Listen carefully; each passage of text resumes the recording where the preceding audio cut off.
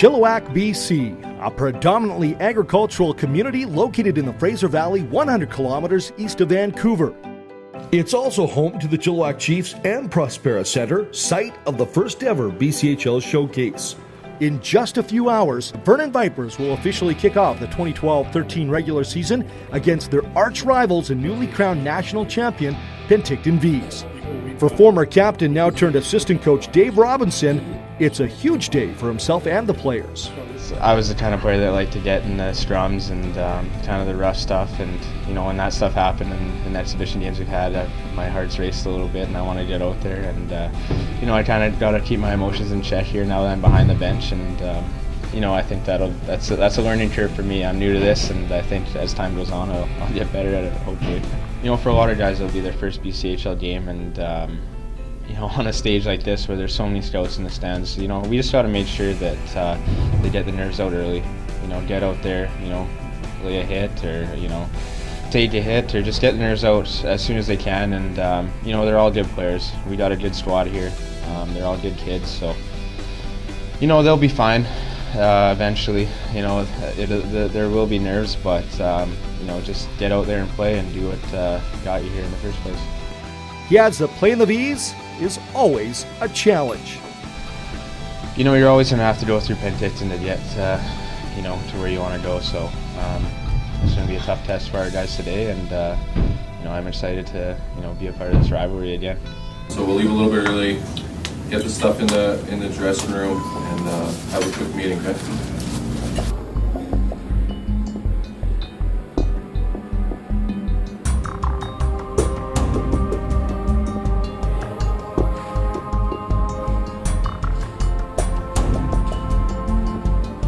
And while the Vernon Vipers get ready to face an old foe, the voice of the Vipers, Todd Miller, catches up with the coaches for his pregame show.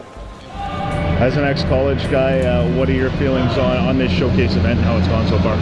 I think it's been great. It's there's probably 150 scouts that were here yesterday. So, obviously for some of the programs that maybe they're located in areas where it's tough for the scouts to get to, this is a great event for those guys to come. And a lot of schools have two guys, maybe even here. And it looks like every NHL team's represented here. And so it's great for the players. I think it's great for the exposure to the BC Hockey League.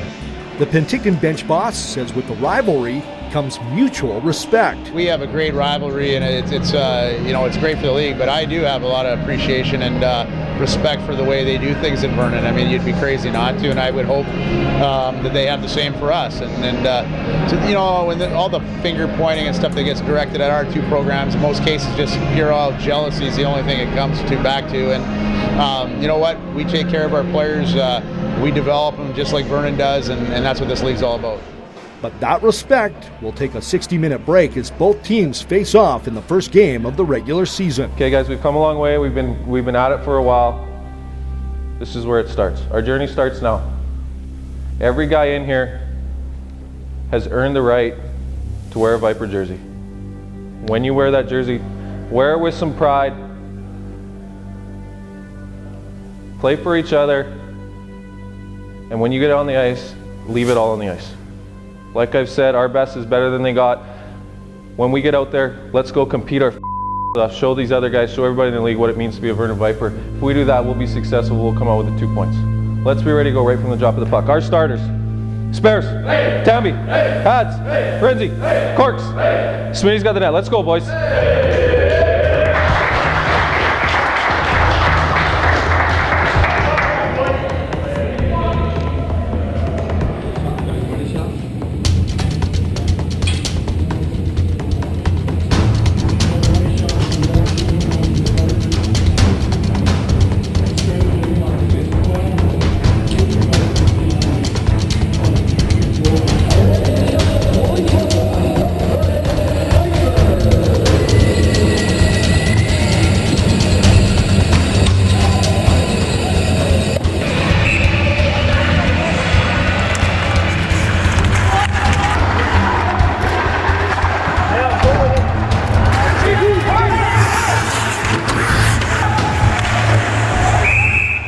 Early in the game, the neutral host site presents a challenge. situation right now is Fred saying that they're supposed to be the home team? They are. They are the home team? Yeah. Okay, perfect. You are. Yeah, no, he agrees.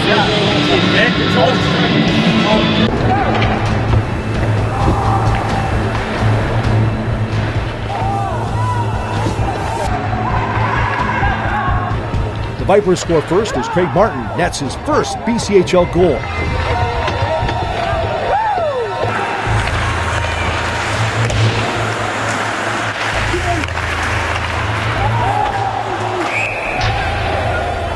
While both teams go at it, for the scouts watching, Hockey Sense is on top of their list. Well, I think Hockey Sense, you can do the basic thing, skating and size and stuff. But I think Hockey Sense is the real important thing. The game's so fast nowadays. If you get on the wrong side of a puck, it's a penalty, and scoring chances are so quick. I think Hockey Sense is the main thing, and competitive spirit, I think, are two of the key components of building a good hockey player. Well, it's always, you've got to have skill, you got to be able to skate, you got to have some size. If you're going to be a smaller player than that, you've got to have some sort of dynamic value. There's a lot of things and elements that we do look for. I know skating is a huge factor, especially at the NHL level. I mean, you've got to, these guys can skate, and I mean, even though these kids can skate right now, you've got to be able to skate with the puck as well. For me, I mean, as a coach, you're kind of watching the games still from the coaching side. I like to see guys compete, see how they see the ice. Their hockey sense is a high priority for us, and certainly those two things right away, if they can catch your eye, and then you pay attention a little more. But it's early, and a lot of guys are still nervous and making some early season errors, so we'll have to watch them get a few more viewings.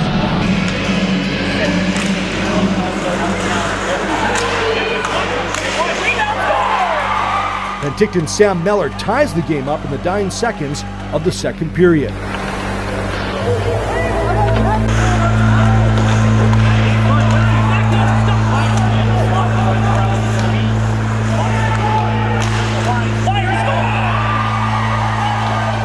Meller strikes again early in the third to give the Vees a 2-1 lead.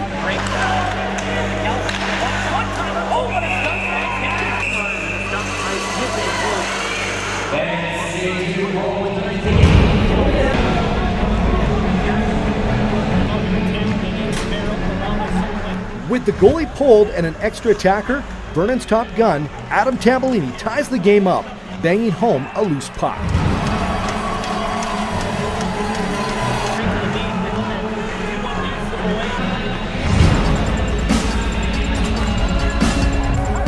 In overtime, a scary moment for the Vipers when veteran defenseman Mark Hednick falls awkwardly on his right leg.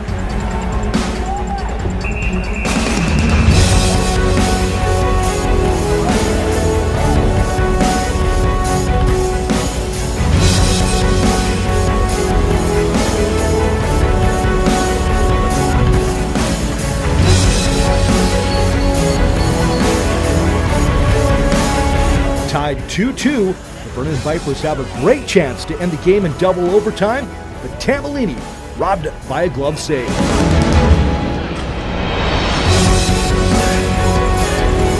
Moments later, it's the Vees that end the game on a wicked slap shot from Michael Rebry.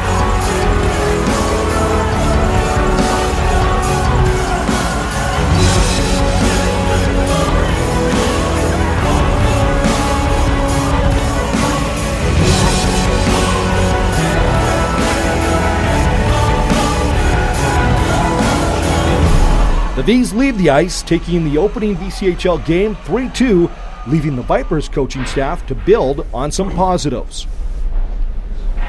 A pretty good effort for the most part. We had our chances in overtime. They get one late, okay? We got to learn from our mistakes. We'll watch some tape. But yeah, we're disappointed with the outcome, guys. Effort for most guys. The one thing, like I said, guys, not too high, not too low. Can't get frustrated because you got to go back out there and play another shift, or you got to get right back into it. Thing about hockey, guys, we got to have short memories, and the good thing about it is we get another big one tomorrow morning.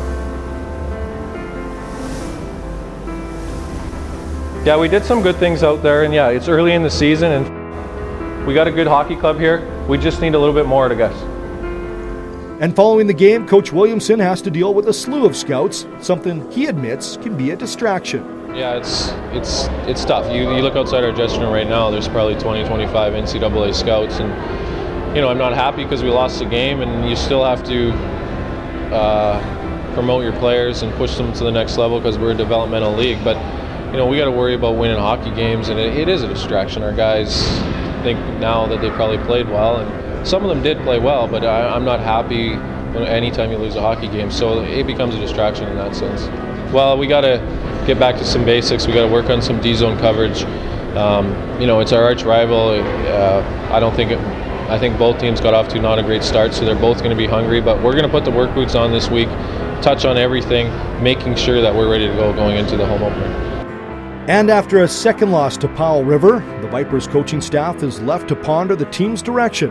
For Jason Williamson, that could mean a number of sleepless nights as he tries to figure out how he's going to build a champion for the 2014 RBC Cup in Vernon.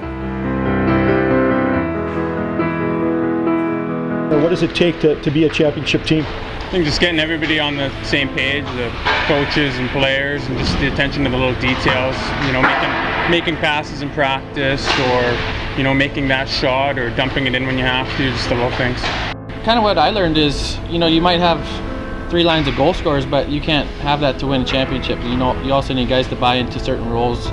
For a season, if you do want to get that main goal of winning a championship, you might need guys that are normally goal scorers to go out there and bang bodies and be a hard forechecking line. So, getting guys, I think, to buy into roles and play in that system and really playing for your coach is what it takes. You've been a part of a number of national championships. You have 6 banners hanging from the rafters. What does it take to be a champion? I think what it takes is certainly you have to have a core of players that each and every one of buy into the system, into the program, into the culture. And saying culture, it probably doesn't mean much to a lot of people, but I think there is a culture that we aspire to have everybody adhere to, and I think that's probably the most important thing. You don't necessarily have to have the most talented team out there. Certainly, some of the teams that we've had weren't the most talented, but they fought hard for each other and were successful at the end.